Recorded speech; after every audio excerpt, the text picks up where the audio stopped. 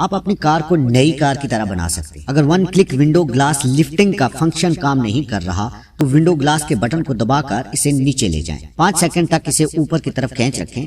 اس طرح شیشے کی ون کلک ونڈو ری سیٹنگ فنکشن کو بحال کیا جا سکتا ہے۔ اگر آپ ٹریفک سگنل پر کھڑے ہوں اور نظر پڑے کہ ٹیکو میٹر والی سوئی غیر مستحکم ہے اور یہ نیچے اوپر حرکت کر رہی ہے تو صرف اگنیشن کو آن کریں لیکن گاڑی سٹارٹ نہ کریں، پھر آہستہ آہستہ ایکسیلیٹر پیڈل کو نیچے دبائیں، نیچے جانے کے بعد اسے 5 سیکنڈ تک دبائے رکھیں اور پھر آہستہ آہستہ اسے چھوڑ دیں۔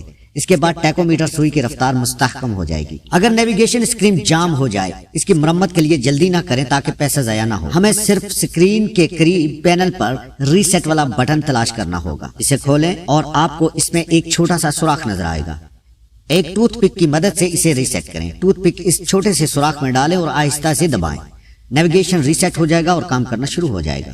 ایک آٹومیٹک کار کی گیئر شفٹ طویل عرصے کے بعد استعمال کرنے پر لاک ہو سکتی ہے اور ایندھن کی کھپت بھی زیادہ ہو جاتی ہے۔ سب سے پہلے آئیے اگنیشن آن کریں اور ایکسیلیٹر کو پورا دبائیں۔ اب اگنیشن کو بند کر دیں اور ایکسیلیٹر کو چھوڑ دیں۔ اس طرح ٹرانسمیشن فیکٹری سیٹنگز میں بحال ہو جائے گا۔